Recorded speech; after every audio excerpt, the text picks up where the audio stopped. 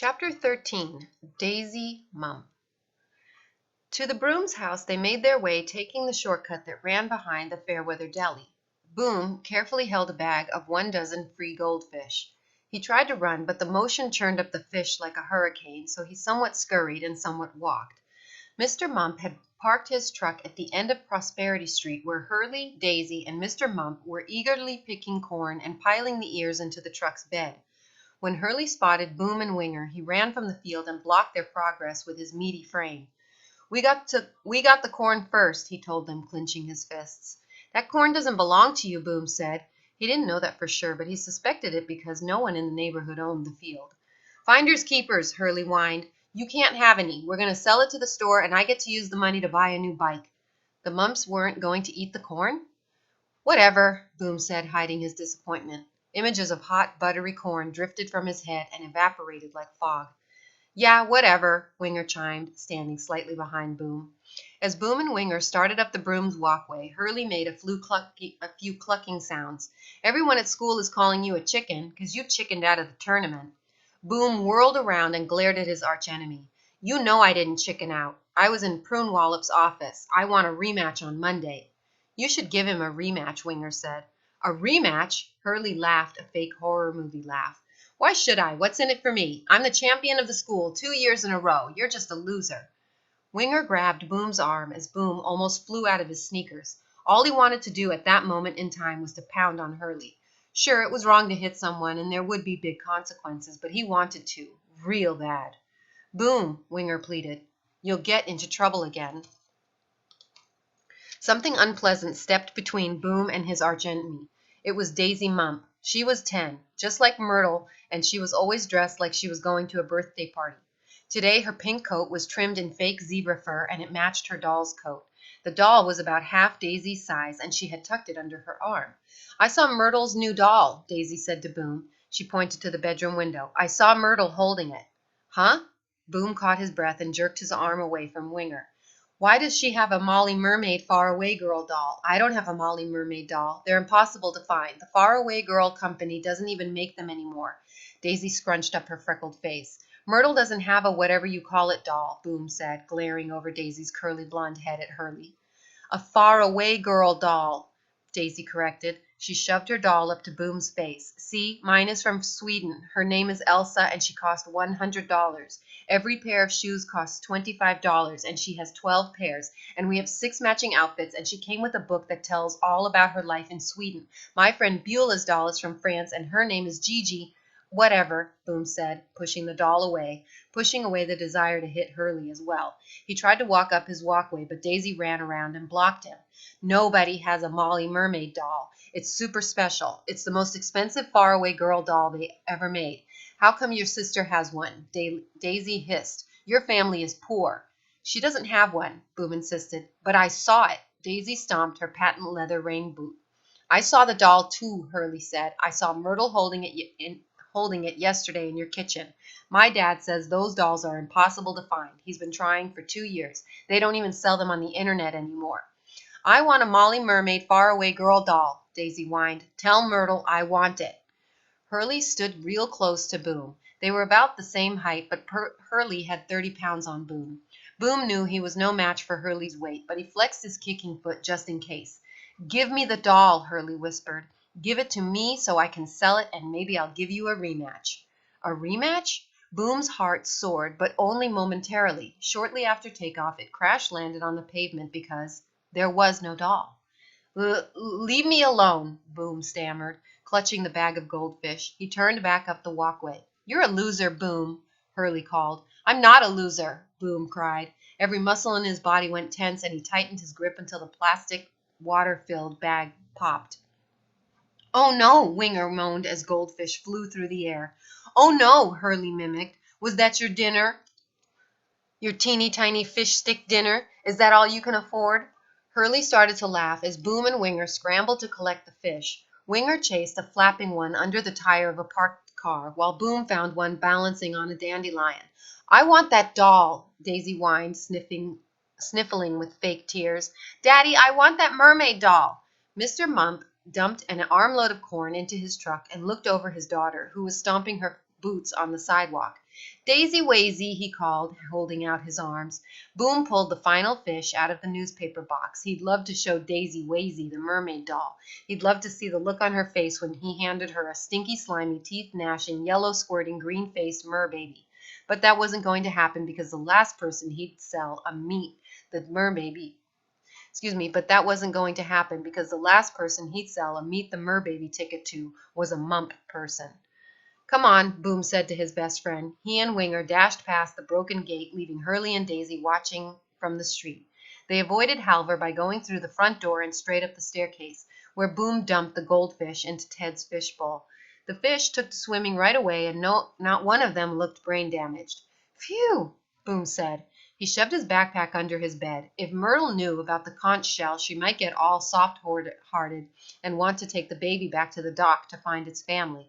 That would mean no Meet the Merbaby tickets, no paying the bills or buying decent food, no brand new galactic kickers.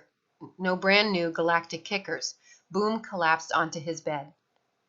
Winger, however, did not collapse. He stood as rigid as a wax museum statue. He had not closed his mouth since entering the room. It was possible he had not even breathed. He stared at the merbaby, who lay in a doll cradle at the foot of Myrtle's bed. It was unraveling one of Boom's socks with its teeth. The baby growled at the boys. "What took you so long?" Myrtle asked. She looked a bit strange. Her face had a slightly green tinge to it. She must have forgotten that it was Saturday and that she didn't need to fake being sick. "There were no fish at the dock, so we had to go to the pet store and get goldfish," Boom replied with exasperation. "Oh," Myrtle said, looking sadly at the new goldfish. "I don't think the merbaby is hungry right now. It ate that cod fillet from breakfast." Winger raised his arm and pointed at the baby. He took a huge breath and said, "Wow." "Look what I found," Myrtle said to Boom, pinching something between her fingers. It looked like a small bluish Dorito. "It's a scale from the baby's tail. It fell off. It's got that weird drawing on it, just like some of the other scales, but my magnifying glass isn't strong enough to see exactly what it is. Could you take it to the print shop and have them enlarge it?" Boom shook his head. "I've got to go to Mr. Jorgensen's." What was she talking about anyway? How could something be drawn on a scale? "Winger?" Myrtle asked sweetly, holding the scale in Winger's face. Winger blinked, snapping out of his daze. Then he turned bright red. Sure, Myrtle, I'll take it for you." Winger pocketed the scale while Myrtle stared at the swimming goldfish. "I don't like the idea of feeding these to the baby," she said. "It just seems so cruel." She wiped some sweat from her forehead with the back of her hand, obviously faked because the room was ice cold. Her hands had a slightly green tinge. "Big fish eat little fish," Winger said matter-of-factly. "It's not cruel, it's the food chain." "Well, I think that the food chain is cruel." Myrtle lay down on her bed. "I just wish we had lots of raw cod fillets so we couldn't have to sacrifice the goldfish." Boom could have pointed out that a raw cod fillet had once been part of an alive cod, but he didn't. That would be just another unpleasant bit of the real world that lay outside the dirt circle that Myrtle could not deal with.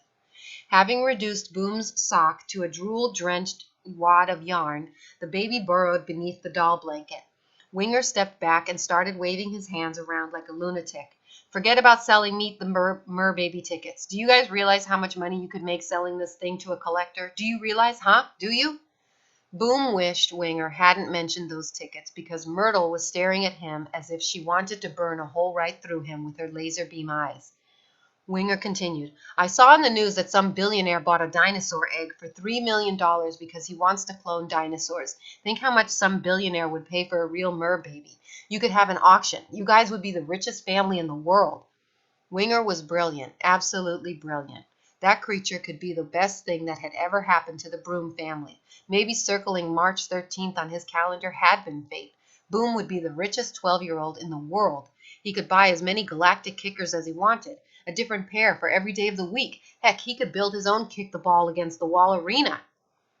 "You told me I could keep the baby," Myrtle snarled.